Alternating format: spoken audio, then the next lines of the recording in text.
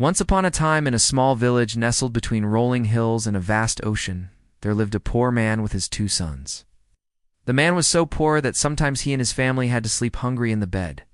Despite being poor, he was happy because he had his 2 sons, who were the reason for his happiness. One day, the poor man went out to work in the field, leaving his sons at home.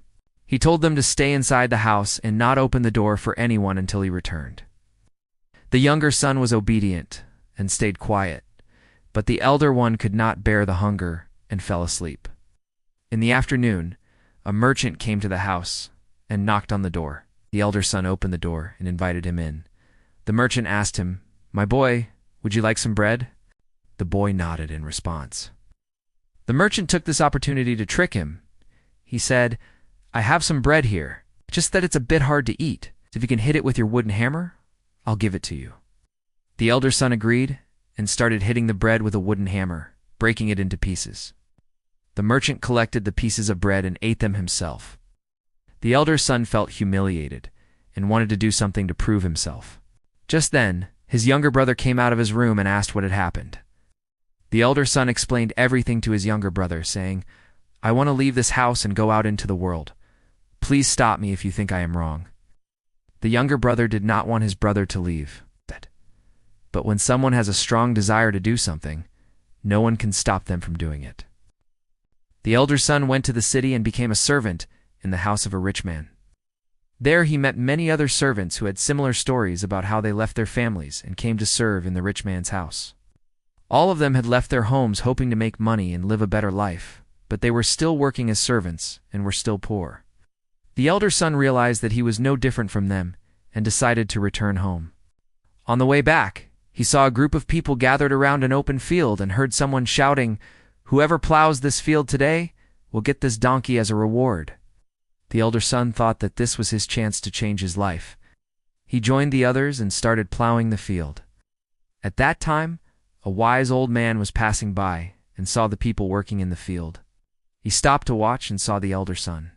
Recognizing him, the old man asked why he was working in the field. Elder son replied, "I need a donkey to carry heavy loads. Whoever plows this field will get this donkey as a reward.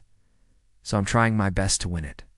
The old man asked him to come aside and gave him some advice. He said, "You are a clever young man, but you are always thinking about yourself. You don't think about the needs of others. This is why you are still poor. If you really want to become rich, you must start thinking about serving others." After giving him these words of wisdom, the old man continued on his way. The elder son thought about the old man's words and realized that he was right. He decided to look for another job, where he could use his strength and intelligence to help others. Not long after, he found a job as a helper in a carpenter shop. There he learned the art of carpentry and made good money. He used his earnings to buy food for his family and clothes for his younger brother. After working in the carpenter shop for a few years, the elder son felt that he had learned enough and was ready to start his own business. He borrowed some money from a friend and bought the tools needed to start his carpentry shop. He named his shop Two Brothers Carpentry in honor of his younger brother, who had always supported him. Soon, the elder son's carpentry shop became famous throughout the city for the quality of its products and customer service. People loved the way he and his helpers treated customers, always putting their needs first and making sure they were satisfied with the products. Because of this, his business grew rapidly. At the same time, the younger son grew up to be a fine young man and finished his education. He went to his father and said, "Father, I have completed my studies and now I'm free. I want to start my own business, but I don't have any skills or talents like my elder brother. How can I become successful?" His father hugged him and said, "You have a kind heart and a helping nature. These are the qualities that will make you successful in life." The younger son did not understand what his father meant, but he knew that his father was right.